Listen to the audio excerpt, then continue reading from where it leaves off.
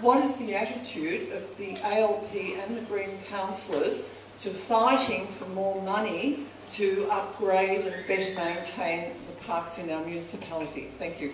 Okay, so I think we'll actually ask two different candidates. So if Megan and Liam, sorry, are you happy to?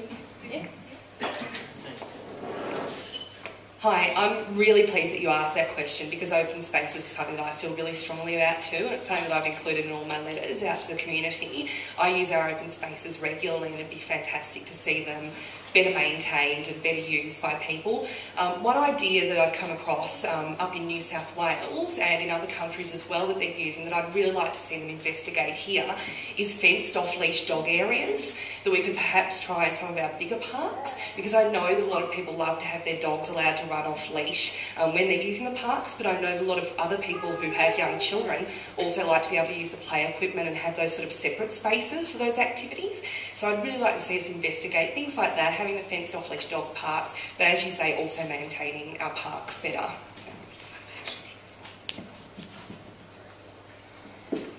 Thanks for your question, and I'm sorry to hear the frustration that you've experienced, but I think it's a shared frustration by many people. As you mentioned, there's less open space in this area, and with increasing density and development, that's becoming an even more sort of threatened resource, which is something that we're very concerned about, and it's one of our big priority areas in terms of maintaining open space, not just having open space, but maintaining and improving the quality of it. One of the things the Greens have fought quite hard over the last few years is about increasing developer contributions to neighbourhood infrastructure like open space. And we'd like to see more information on where that developer contribution, so every development that happens, a portion of the developer contributes a portion or a fee to developing infrastructure. One of those things which should be prioritised is open space, which it has gone into, but we'd like to see a bit more transparency as well in terms of where that money is going, how that money is getting spent, and a little bit more of a say as well in terms of how it's spent. So those are the ways that we can start advocating for some creative and alternative sources of funding. As we know, it's a difficult environment with with rates and increasing cost of living pressures. So we'd also like to look at some creative and diverse options to solving that.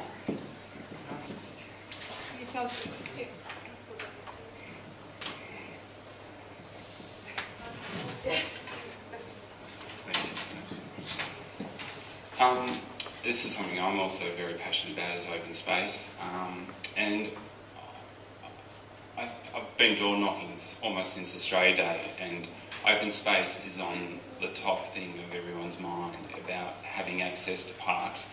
And I'm not sure if it seems to come down to two things for me and from the people I've spoken to, is that the staff, and are they taking pride in their job and they want to do, they might be told to mow lawns, but they see a mattress or some rubbish dumped on the ground. Will they pick it up? And I've spoken to staff in the past and said, look, there's a mattress dumped over there. Can you please, organise it? And nothing happens. Or is it that they're under-resourced and we need to give them more resources to do their job better?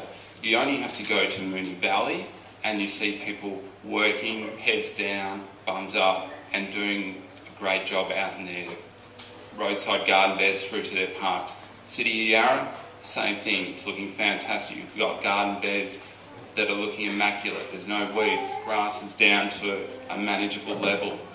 And it seems like the staff, I'm not sure if they're passionate or not, or we need to engage and give them more incentives to do a good job and have a really good connection with them, because we don't seem to know our gardeners like we did in the past.